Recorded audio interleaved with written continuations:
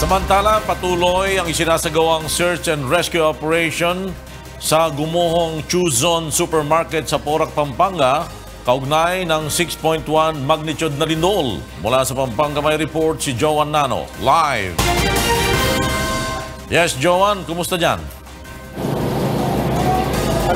Flor, masusi pa rin pinaghahanap ngayon ng iba't ibang mga rescue team, yung iba pang mga biktima na natrap dito sa loob ng gumuhong Chuzon Supermarket sa Porac, Pampanga matapos nga na tumama ang 6.1 magnitude na lindol kahapon. Sa ngayon, Flor, ay makikita nyo ngayon dito sa aking likuran itong naglalakihang mga crane at iba pang mga equipment na siyang ginagamit ng mga rescuer upang buhatin at iangat itong naglalakihang bloke ng mga pader upang makita yung iba pang mga biktima na posibleng nadaganan sa loob ng gusali. Ayon nga sa Pampanga Provincial Disaster Risk Reduction and Management Office, sa ngayon ay patuloy pa rin nilang biniberipika itong aktual na bilang ng mga biktima na nasa loob ng supermarket nang mangyari ang lindol. Pero sa inisyal nilang monitoring, 4 ang naitalang patay, 9 ang sugatan. Ito, Flor, yung mga nakuha mula doon sa loob ng supermarket matapos nga na gumuho itong building. Samantala, meron pang 66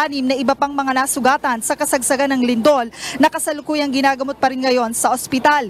Hindi pa rin malinaw sa ngayon kung ilan pa yung mga natrap sa loob dahil ang sabi nga ng mga otoridad, maraming bumibiling customer sa kasagsagan nung mangyari ang lindol. Bandang alas 9 kaninang umaga, isa pang survivor ang na-recover ng mga rescue team na agad ring isinugod sa ospital at isa pang individual ang nakuha sa loob at yan ay bandang alas 10 ng umaga kanina.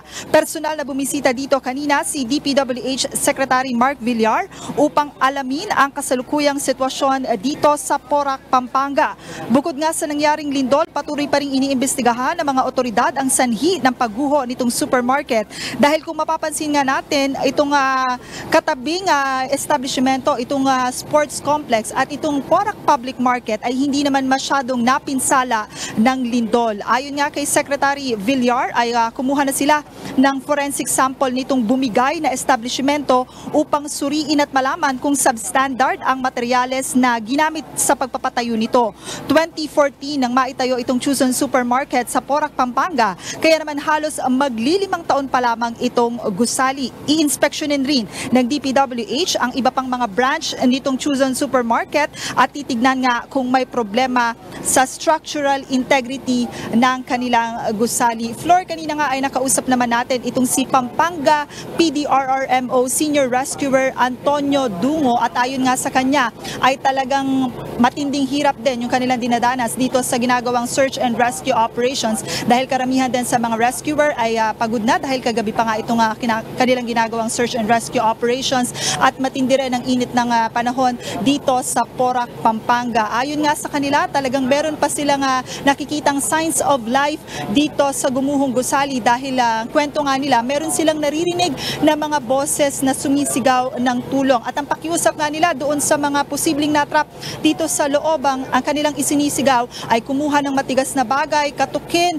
yung mga semento para nga magkaroon din ng senyales kung saan nga ba sila posibleng malocate nitong mga rescuers. Sa ngayon, inaasahan din natin na darating pa dito ang iba pang mga opisyal ng gobyerno para nga alamin ang kasalukuyang sitwasyon dito pa rin yan sa Porac, Pampanga. Flor?